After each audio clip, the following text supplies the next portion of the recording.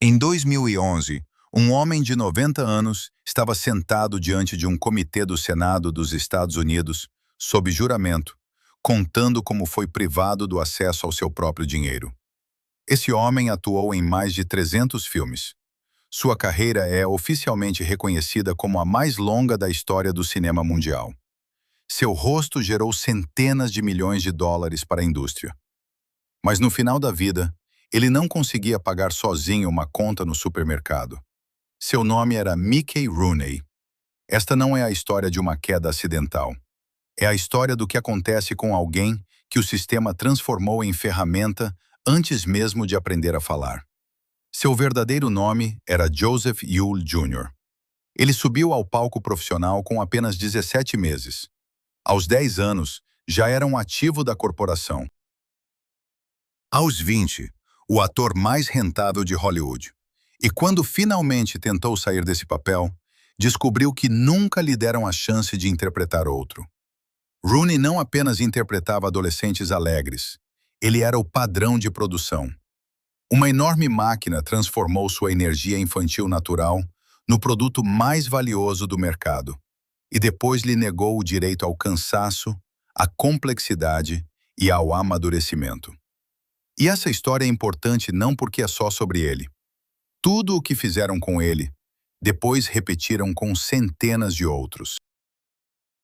Otto A Pilha de Hollywood. Nos musicais clássicos da MGM do final dos anos 30, há uma imagem recorrente. A câmera captura um adolescente baixo. Ele irrompe na cena, avalia rapidamente o ambiente e começa a agir. Sapateado, uma nota alta, uma rajada de falas, tambores ou piano, um giro para a parceira e um sorriso ofuscante, quase dolorosamente tenso. Isso não é alegria. É uma demonstração de mobilização total. Mickey Rooney nunca estava em repouso na tela. Sua presença era como o trabalho de um motor forçado, que os produtores ligavam no máximo para manter o ritmo do filme e não deixar o público piscar. A Hollywood da Era de Ouro construiu sua economia em torno de papéis bem definidos. Heróis românticos, mulheres fatais, comediantes excêntricos, pais nobres.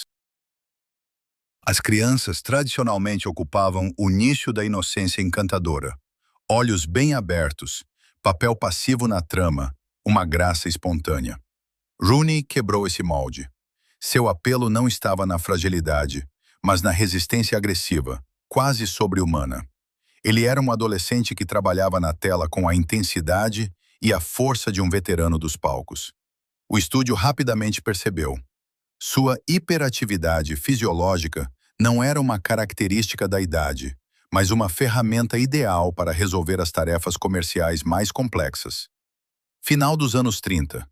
A Grande Depressão recuava lentamente, deixando para trás uma apatia social pesada, enquanto da Europa já chegavam relatos de catástrofes políticas. Os cinemas funcionavam como os principais reguladores do humor público. O público precisava de uma confiança visual de que a energia pura poderia superar quaisquer circunstâncias econômicas. Rooney tornou-se a personificação literal e física dessa confiança. Seus movimentos, deliberadamente rápidos, reações instantâneas, voz clara e forçada. Quando ele estava no centro da cena, transmitia-se uma ilusão clara. Para essa pessoa, não existem barreiras, e qualquer problema pode ser resolvido se agir com máxima dedicação. Essa função se realizou em grande escala na série de filmes sobre Andy Hardy. Lançada como uma modesta produção de categoria B, a franquia inesperadamente se tornou o principal fenômeno de bilheteira do estúdio. E o personagem de Rooney, o ideal padronizado do adolescente americano. A economia do processo era impressionante. Os filmes de Andy Hardy eram filmados rapidamente, custavam relativamente pouco, mas geravam lucros milionários, mantendo o estúdio consistentemente à tona. O estúdio começou a usar Rooney como um estimulante universal para os projetos mais ambiciosos. Se o roteiro estava fraco e o filme carecia de ritmo, os diretores confiavam nesse ator. Ele era literalmente integrado na cena como uma bateria. Essa lógica atingiu seu ápice na série de filmes musicais da divisão de Arthur Freed, onde Rooney atuava em parceria com Judy Garland. A estrutura narrativa desses filmes, de Crianças em Armas a Vamos ao Ritmo, seguia um padrão.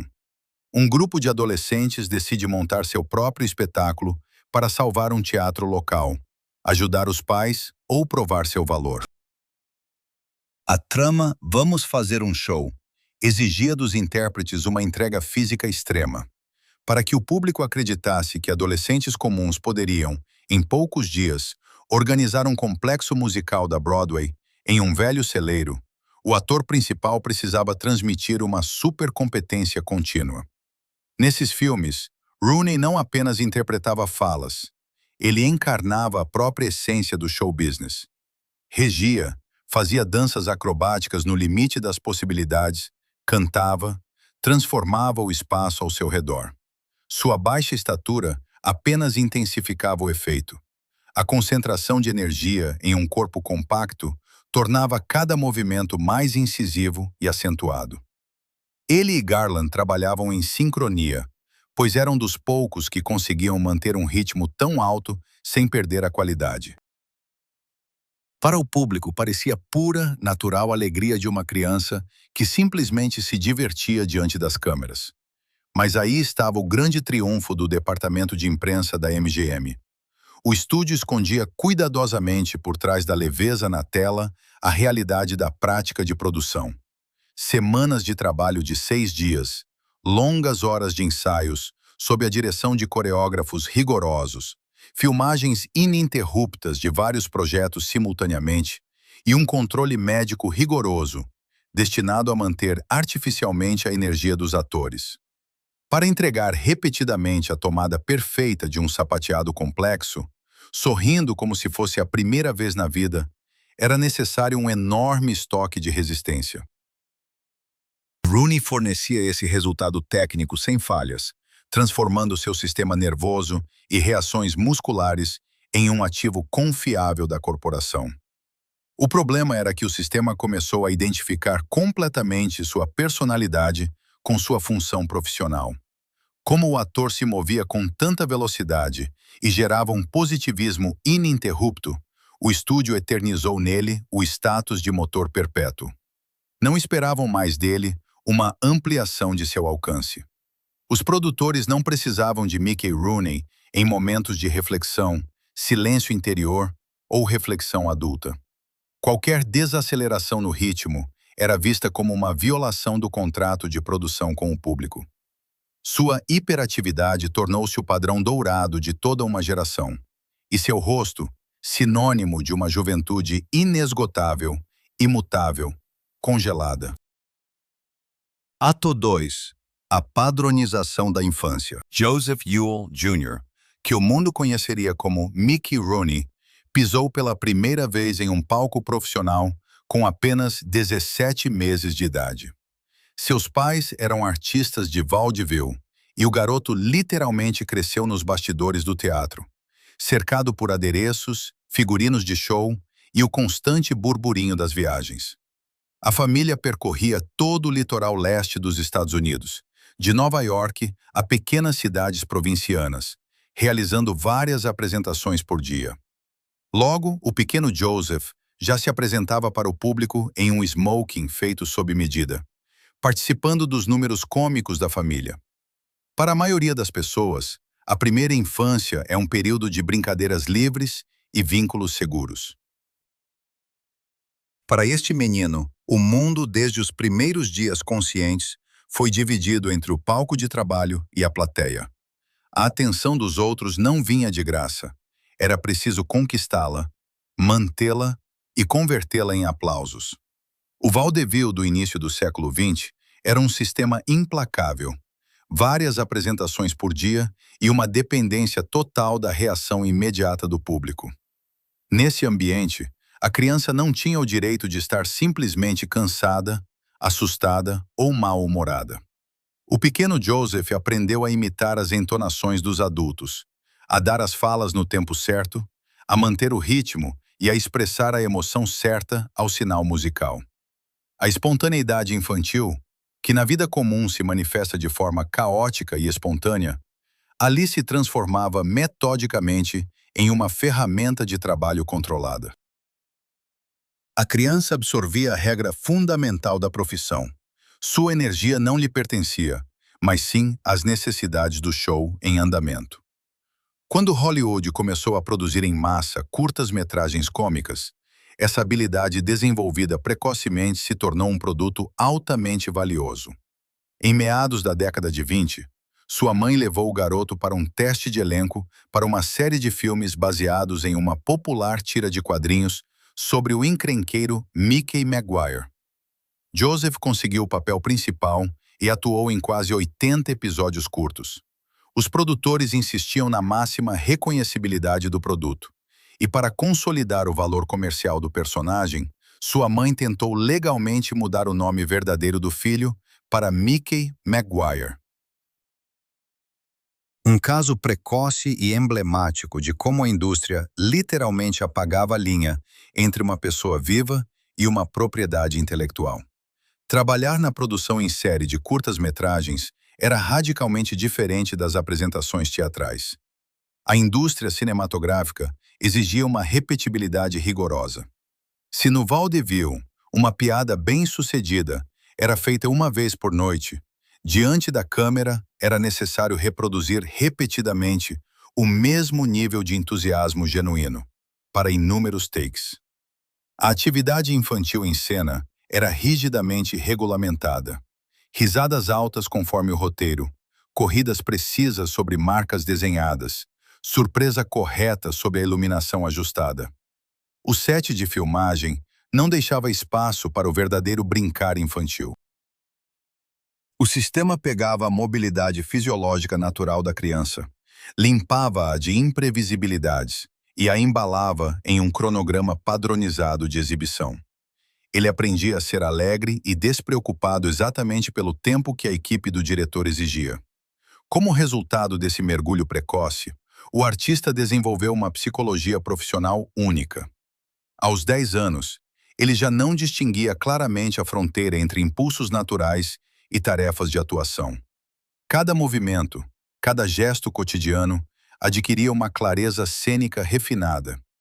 A aprovação do diretor e o riso da equipe de filmagem substituíram para ele os mecanismos padrão de socialização. Ele não sabia como existir fora do formato de entretenimento, porque seu sistema nervoso estava literalmente calibrado para as necessidades produtivas da fábrica de sonhos. Quando o garoto finalmente trocou o pseudônimo para Mickey Rooney e começou a chamar a atenção dos grandes produtores, ele já não era apenas um adolescente talentoso vindo das ruas. Ele era um mecanismo perfeitamente ajustado, um veterano da indústria com anos de experiência, capaz de trabalhar no set com a técnica dos atores adultos mais experientes. O sistema de Hollywood recebeu um artista cuja psique, expressões faciais e corpo foram totalmente reformatados segundo as leis da produção cinematográfica. Restava aos estúdios apenas criar a linha de montagem adequada. Ato 3. Fábrica de Alegria. Em 1937, um filme de baixo orçamento chamado Uma Briga de Família chegou às telas. Era um típico projeto de categoria B, feito para preencher o calendário dos cinemas entre grandes estreias. No centro da trama estava uma família provinciana comum, a família do juiz Hardy, e o papel do filho inquieto, Andy, foi dado ao jovem Rooney. A direção da MGM não tinha grandes expectativas para esse lançamento.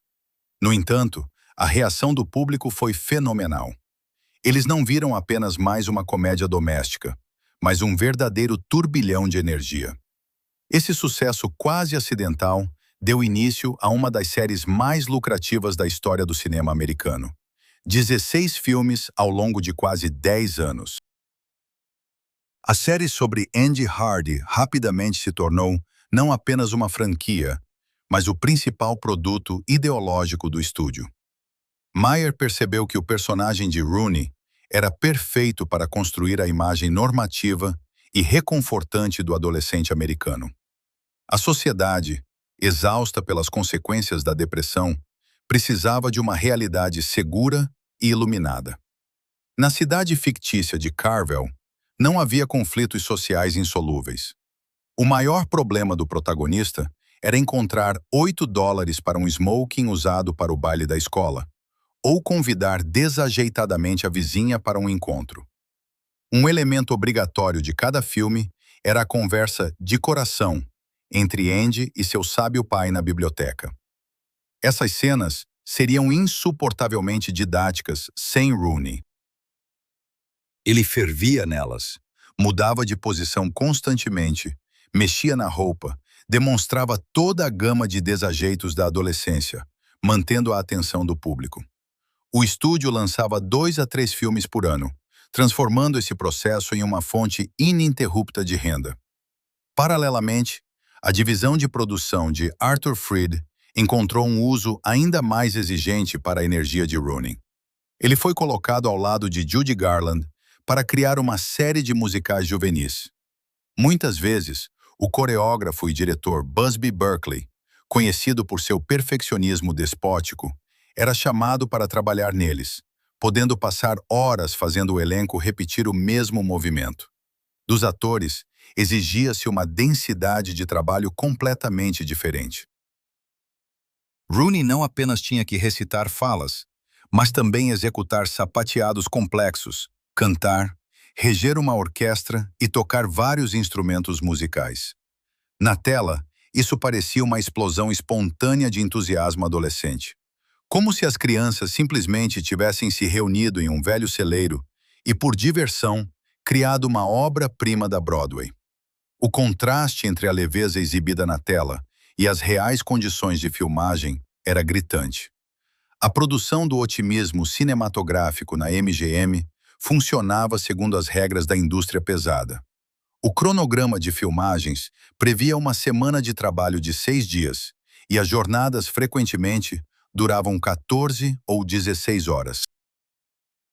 Rooney e Garland podiam filmar uma cena dramática para o próximo filme de Andy Hardy de manhã cedo, à tarde ir para o estúdio de gravação para números vocais e à noite ensaiar exaustivamente sequências de dança. Dos atores, esperava-se que entregassem um nível de alegria despreocupada no 10º take com a mesma intensidade do primeiro. O estúdio não aceitava cansaço como desculpa. Cada hora de inatividade dos estúdios e equipamentos de iluminação custava uma fortuna. Para manter esse ritmo, os recursos naturais do corpo humano eram fisiologicamente insuficientes. Os médicos do estúdio regularmente forneciam aos artistas medicamentos à base de anfetaminas para estimular o sistema nervoso durante as filmagens noturnas sob luzes intensas. Depois, usavam-se potentes soníferos para que o corpo pudesse desligar antes do próximo dia de trabalho. Na lógica corporativa da época, isso não era considerado extraordinário. Apenas uma manutenção técnica eficiente de ativos valiosos. Aquela energia juvenil natural, pela qual o público tanto amava Rooney, havia sido há muito substituída por um padrão de produtividade contínua mantido quimicamente. Judy Garland desenvolveu uma dependência da qual nunca se recuperou completamente e que a matou aos 47 anos. Rooney, apesar de sua fenomenal resistência física, também pagou um preço, apenas diferente e mais tarde. Essa exploração trouxe resultados financeiros surpreendentes. De 1939 a 1941, Mickey Rooney foi oficialmente reconhecido como a estrela mais lucrativa do cinema mundial. Ele superou Clark Gable, Spencer Tracy e Shirley Temple em bilheteira. Ganhou um Oscar juvenil especial e gerava para a MGM quantias que, de fato, subsidiavam a criação de dramas caros e prestigiados do estúdio. Os espectadores que lotavam os cinemas de Nova York a pequenas cidades agrícolas viam apenas o produto final polido. Para eles, Rooney era a personificação viva do sonho americano. Esse triunfo cimentou definitivamente sua função profissional. E qualquer tentativa de mudar a fórmula de trabalho era vista pela direção como pura sabotagem. No entanto, a fábrica de entretenimento exigia que o ator mantivesse essa ilusão não apenas no set, mas também fora dele. As fronteiras entre sua verdadeira personalidade e a marca do adolescente mais alegre da América eram sistematicamente apagadas pelo departamento de imprensa do estúdio. Ele precisava demonstrar a mesma hiperatividade em programas de rádio semanais, durante exaustivas turnês promocionais e em encontros especialmente organizados com a imprensa. O departamento de imprensa controlava seu guarda-roupa público e dirigia sua vida social. Esperava-se dele piadas constantes e reações imediatas em qualquer situação. O sistema não comprava apenas seu tempo de trabalho, monopolizava toda a sua imagem, não deixando espaço para cansaço privado, mau humor ou necessidade de silêncio. Ato 4. A fisiologia do papel. No início dos anos 40, o desenvolvimento físico de Mickey Rooney parou em 1,57 m. Enquanto seus contemporâneos cresciam e ganhavam uma presença mais sólida, ele permanecia paradoxalmente compacto, com traços faciais que insistiam em manter uma suavidade juvenil. Na vida cotidiana, ser baixo é apenas uma característica genética individual. Mas para a câmera, que destaca cada detalhe fisiológico, Rooney continuava parecendo um estudante do ensino médio, mesmo após atingir a maioridade, ultrapassar os 20 anos e acumular experiências de vida. O sistema clássico de estúdios baseava-se em rígidos padrões visuais para a distribuição de papéis. A transição de estrela mirim para ator adulto exigia conformidade com critérios de masculinidade.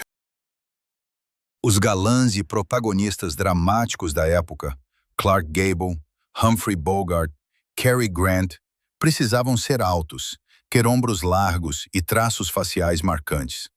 A fisiologia de Rooney não se encaixava nesse molde.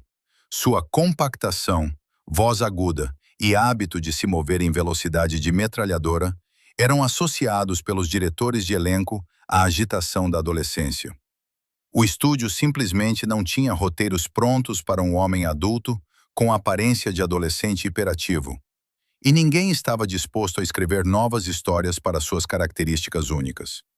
Em vez de adaptar o repertório ao artista em crescimento, a direção da MGM decidiu congelar artificialmente sua idade na tela.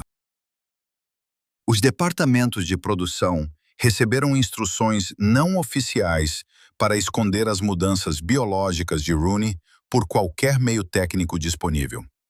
Diretores cuidadosamente montavam cenas para que Rooney nunca estivesse no mesmo quadro que atores altos. Operadores usavam plataformas de madeira escondidas para igualá-lo visualmente às parceiras em cenas românticas. Figurinistas o vestiam com suéteres de lã folgados e jaquetas curtas, associadas ao guarda-roupa escolar.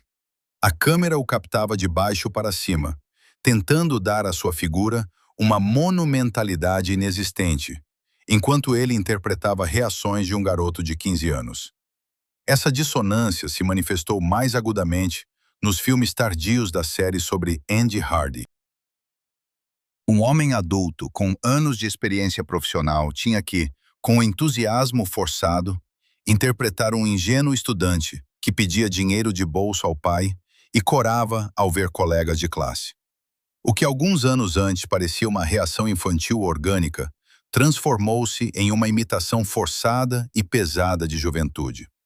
Rooney precisava forçar emoções, exagerar expressões faciais e elevar artificialmente as entonações para se adequar a esse mito. A razão pela qual o estúdio se recusava a reconhecer o óbvio era puramente financeira.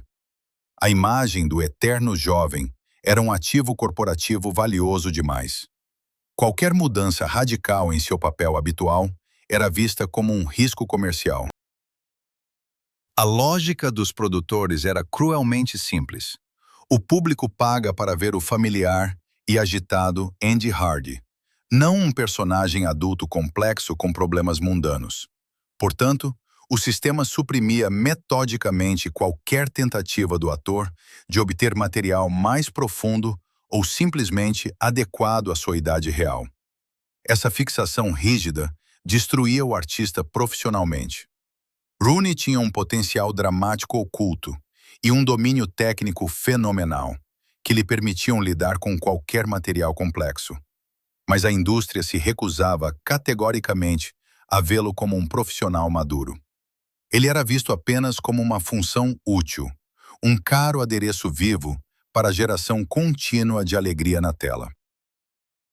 Sempre que tentava oferecer uma interpretação diferente de um personagem, ele se deparava com a barreira impenetrável do ditado do estúdio. Sistematicamente, não lhe davam o direito à vulnerabilidade, ao cansaço adulto ou à complexidade de caráter. Aos olhos dos produtores, ele simplesmente não tinha o direito de envelhecer. Seu envelhecimento significaria o fim da exploração bem-sucedida. A ruptura final desse ciclo vicioso não ocorreu pela vontade dos chefes de estúdio, nem pela queda do interesse do público. A ilusão de tempo congelado, que o estúdio tanto zelava, logo seria destruída por eventos que não cabiam em nenhum roteiro de estúdio. Ato 5. Retorno a Outro Mundo. Em 1944, Mickey Rooney foi convocado para o Exército. Esse evento marcou a primeira ruptura real com a esteira contínua do estúdio, na qual ele operava desde a infância. O ator, cuja vida era controlada nos mínimos detalhes pela agenda dos gerentes e pela assessoria de imprensa da MGM, de repente se viu fora dos seguros estúdios. Durante 21 meses, ele esteve na Europa, se apresentando para soldados americanos bem perto da zona de combate. Centenas de apresentações ao ar livre, hospitais de campanha, conversas com feridos. Pelo apoio ao moral das tropas, ele recebeu a Estrela de Bronze. De forma paradoxal, o serviço militar lhe deu o que o cinema negava: o direito legítimo de ser um homem adulto, existindo fora de um roteiro cômico. Enquanto Rooney estava na Europa, a sociedade americana mudou irreversivelmente. A dura experiência histórica transformou a psique coletiva e as demandas do público. O otimismo ingênuo e exagerado dos anos 30 já não ressoava com a dura realidade. Os veteranos que voltaram do fronte e a sociedade que passou por um trauma geopolítico precisavam de um cinema completamente diferente. Chegava a era do noir. Detetives particulares cínicos, compromissos morais complexos e heróis quebrados. A demanda pela agitação adolescente incessante e canções alegres caía rapidamente. O público amadureceu, perdeu a inocência social e, com ele, mudaram-se as regras das bilheteiras. Ao retornar a Hollywood com honrarias, Rooney se deparou com uma contradição insuperável. O estúdio tentou reiniciar o mecanismo testado. Em 1946, foi lançado mais um filme da franquia, onde o amadurecido Andy Hardy retorna do exército e tenta se adaptar à vida pacífica. Mas a magia da produção foi destruída. Os espectadores viram na tela não um encantador eterno adolescente, mas um cansado veterano de 26 anos, que por hábito continua interpretando um estudante agitado. A ruptura entre o contexto histórico pós-guerra, o amadurecimento físico do ator e o formato congelado do estúdio tornou-se muito evidente. O filme fracassou. A situação foi agravada pela crise sistêmica da própria monopolização dos estúdios. No final dos anos 40, o clássico Hollywood começou a perder o controle sobre a distribuição de filmes devido a novas leis antitrust, e as televisões começaram a aparecer em massa nas casas americanas. Os grandes estúdios, tentando evitar a falência, reduziram drasticamente a produção e se livraram de contratos caros de longo prazo. Mickey Rooney já não era mais uma garantia de bilheteira. Na lógica da contabilidade, ele se transformou em um ativo caro e obsoleto. Em 1948, a direção da MGM oficialmente rescindiu seu contrato exclusivo. O homem que anos atrás gerava lucros astronômicos para a corporação foi friamente lançado no mercado de trabalho aberto. A fábrica simplesmente descartou a ferramenta que deixou de ser funcional. Ato 6. Em busca do controle perdido. Em 1962, Mickey Rooney declarou oficialmente falência pessoal.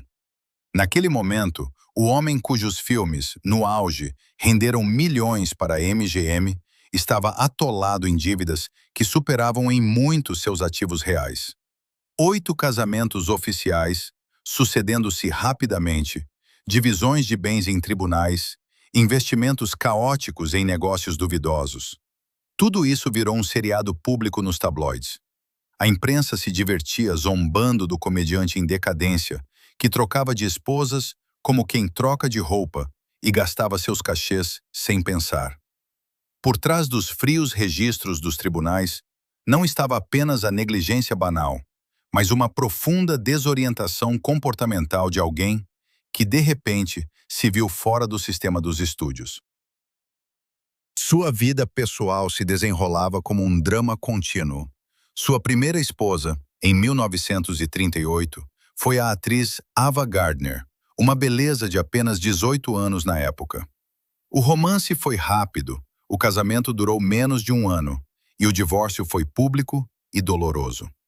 Gardner mais tarde comentou que Mickey era gentil, mas incapaz de estar presente. Ele estava sempre ocupado com o próximo show, a próxima apresentação, o próximo projeto. Após esse casamento vieram mais 7. Entre as esposas, havia atrizes, cantoras e uma apresentadora de televisão. O último casamento, com Jan Chamberlain, durou 34 anos, até a morte de Rooney. Talvez, só no fim da vida, ele tenha encontrado o que o sistema sabia oferecer, uma presença estável ao seu lado. Desde a infância, Rooney viveu em uma realidade fechada, onde cada passo seu era guiado por produtores e gerentes. O estúdio decidia com quem ele apareceria na estreia, como se vestiria e o que diria aos repórteres. Sem esse controle abrangente, o ator adulto tentou substituir o ditado do estúdio por uma vida pessoal intensa. Os casamentos em série tornaram-se uma busca por uma audiência garantida. Cada nova união dava uma ilusão passageira de importância, a confirmação de que ele ainda era capaz de encantar e estar no centro das atenções de alguém. As relações seguiam as regras conhecidas da produção cinematográfica: lançamento rápido do projeto, estreia brilhante, crise inevitável e rápido encerramento com transição para o próximo roteiro. As catástrofes financeiras tinham a mesma origem. Na era dourada de Hollywood, a corporação cuidava de tudo para suas estrelas principais, livrando-as da necessidade de entender a economia real. A criança estrela foi isolada dos problemas cotidianos. Por isso, o adulto Rooney era um mestre diante das câmeras, mas não fazia ideia de como funcionavam impostos ou dívidas. Tentando manter o status de superestrela que escapava, ele começou a gastar dinheiro de forma caótica para manter a fachada de sucesso. Investia em negócios duvidosos, organizava empresas que rapidamente faliram. Perdendo o status de principal garantia de bilheteira, ele não podia simplesmente parar. Seu sistema nervoso, calibrado desde a infância para a produção incessante de entretenimento, exigia atividade constante. Ele começou a aceitar qualquer proposta. Filmes de baixo orçamento, episódios irrelevantes de programas de TV, teatros de verão, dublagem de comerciais, apresentações em clubes noturnos com números de comédia. Aquela energia que os executivos da MGM um dia canalizaram para criar blockbusters precisos, agora se dissipava de forma caótica. Ele continuava, por inércia, a transmitir seu otimismo característico, sorrindo amplamente e sapateando para qualquer plateia, mesmo que essa plateia se resumisse aos frequentadores de um restaurante de interior. Essa maratona exaustiva era uma tentativa de manter a ilusão de imutabilidade. Um homem adulto, passando por uma crise após a outra, se agarrava desesperadamente aos padrões de comportamento daquele jovem incansável que o mundo sempre lembraria. Mas os recursos sociais, financeiros e fisiológicos para sustentar esse mito monumental estavam se esgotando rapidamente. Para não se destruir completamente, o artista precisava fazer o que o sistema categoricamente lhe proibiu durante décadas: permitir que o público o visse como ele realmente era. Ato 7. O direito ao cansaço. Em 1979, estreou nos cinemas o drama O Corcel Negro, dirigido por Carroll Ballard. Mickey Rooney interpretou Henry Daly, um jockey e treinador envelhecido e fora de forma. Pela primeira vez em sua longa carreira, a câmera focou não na sua agitação característica, mas na sua estática física. A luz intensa destacava as rugas profundas, o andar pesado e as reações lentas. Não havia mais sapateado, falas metralhadas ou sorrisos brilhantes. Nas cenas principais, o personagem de Rooney apenas sentava em um estábulo semi-iluminado, observando silenciosamente o animal. Para alguém que por 40 anos funcionou como a principal bateria de Hollywood, essa imobilidade deliberada foi uma virada profissional radical. Por esse trabalho, ele foi indicado ao Oscar. Aos 58 anos, migrar para papéis de caráter exige uma reformulação fundamental. Uma estrela de primeira linha precisa manter uma fachada impecável e transmitir confiança. Um ator de caráter trabalha com textura, imperfeições físicas, vulnerabilidade social e excentricidade. Ao aceitar que não era mais o motor comercial central dos projetos, Rooney se libertou da exaustiva necessidade de gerar otimismo constante na tela. Ele conquistou o tão esperado direito de ser sombrio, quebrado, comicamente mal-humorado ou simplesmente cansado. Esse processo não poderia acontecer instantaneamente. Por décadas, o sistema nervoso do ator foi calibrado para reagir à câmera ligada com máxima mobilização física. A indústria o ensinou desde a infância. Qualquer desaceleração no ritmo significa perda de atenção do público, o que automaticamente equivale a um fracasso na carreira. Para interpretar convincentemente personagens idosos e complexos, ele teve que desmontar metodicamente seus próprios reflexos profissionais. Rooney reaprendeu a existir dentro do quadro, sem tentar preencher cada segundo com um movimento brusco ou som alto. O direito ao cansaço, que a maioria das pessoas adquire naturalmente com a idade, tornou-se para ele uma habilidade técnica específica, exigindo controle consciente. A verdadeira força de seus papéis tardios vinha diretamente de seu passado público. Diretores começaram a usar a memória cultural do público como um elemento invisível do roteiro. Quando os espectadores do final dos anos 70 viam o Rooney envelhecido e silencioso, sua percepção era inevitavelmente filtrada pelas lembranças do adolescente hiperativo dos musicais da MGM. Esse recurso atingiu seu auge em 1981, quando Rooney aceitou o papel principal no telefilme Bill.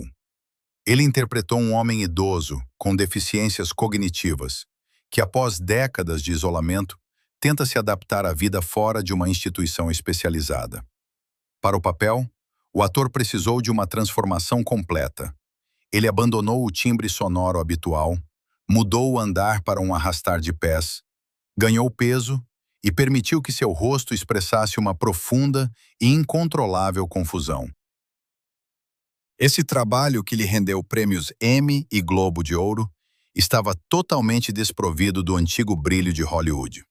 A profundidade do personagem impactava o público tão poderosamente, justamente porque os espectadores lembravam do intérprete de forma completamente diferente, um símbolo invencível da juventude americana. O contraste entre esse fantasma cultural e a realidade objetiva de um corpo envelhecido e socialmente vulnerável criava uma ressonância que seria impossível obter com qualquer outro ator. Paralelamente, ele encontrou uma maneira de interagir com seu legado musical sem negar sua própria idade.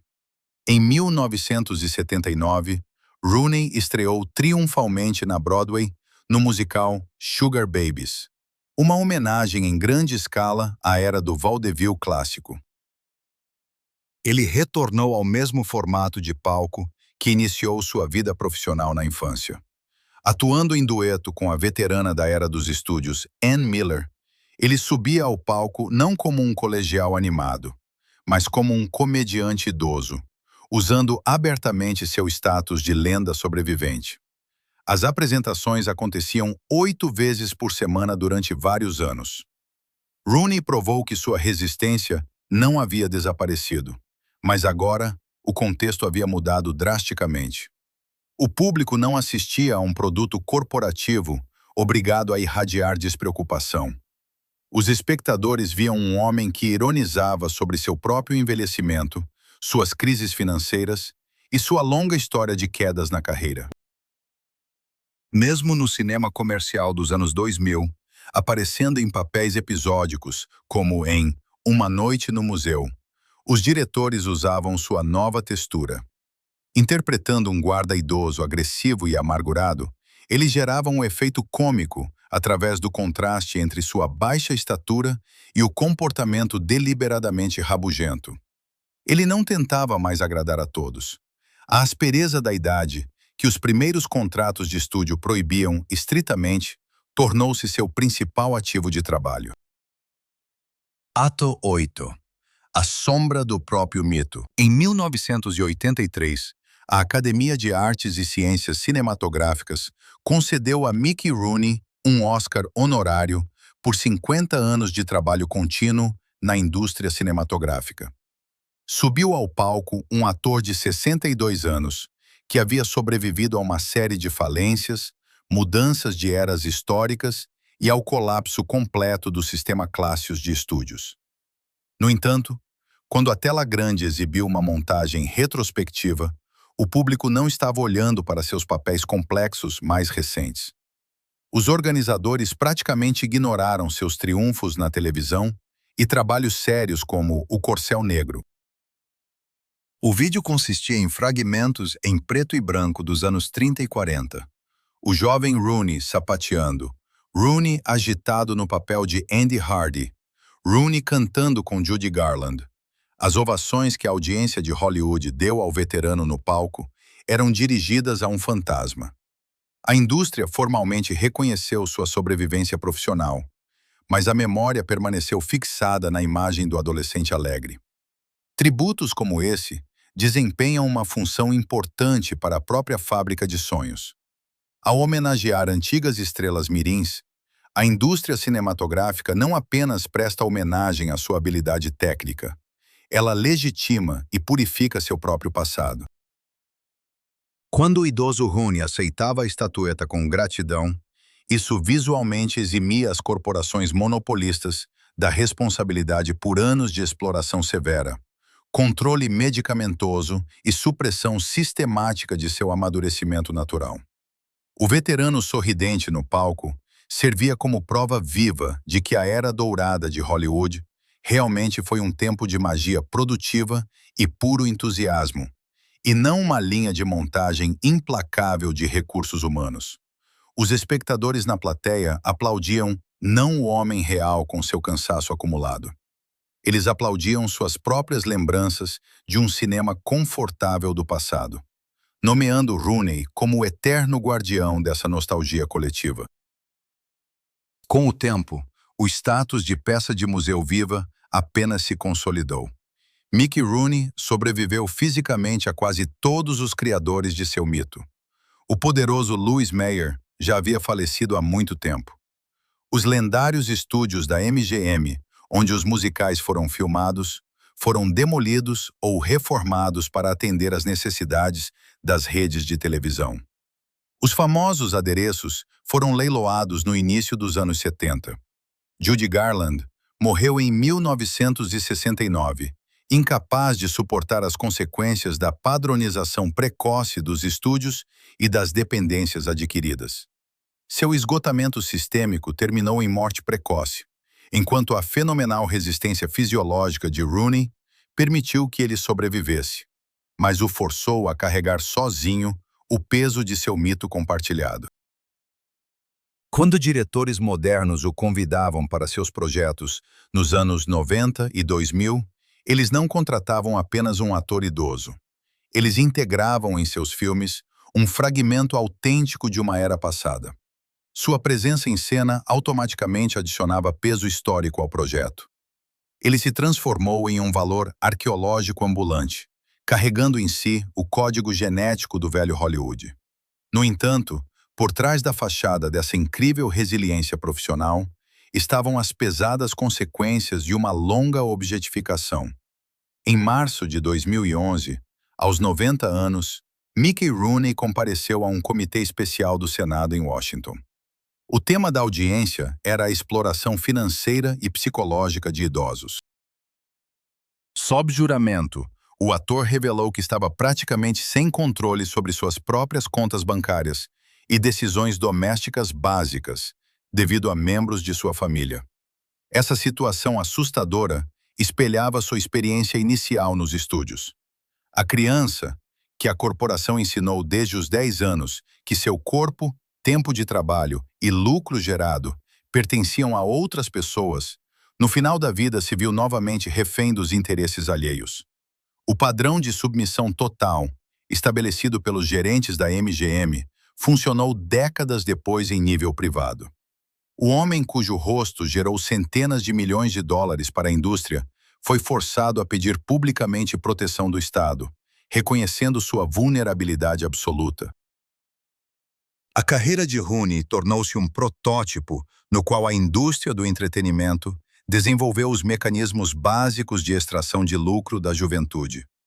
Antes de sua aparição nas telas, as crianças no cinema eram frequentemente atrações passageiras, que desapareciam rapidamente à medida que cresciam.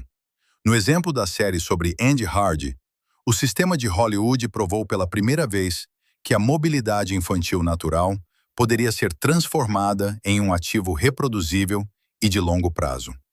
Rooney tornou-se o paciente zero do complexo moderno de produção de ídolos adolescentes. Todas as gerações subsequentes de estrelas jovens, desde ídolos televisivos dos anos 70 até projetos musicais modernos, operam sob o mesmo modelo testado nele. O próprio ator nunca conseguiu deixar completamente essa linha de montagem. Ele trabalhou nela por mais de 90 anos e atuou em mais de 300 filmes. O livro dos recordes Guinness oficialmente registrou sua carreira como a mais longa na história do cinema mundial. Mas essa ocupação contínua não foi ditada apenas pela necessidade financeira. Era uma impossibilidade fisiológica e psicológica de existir fora do processo de performance pública.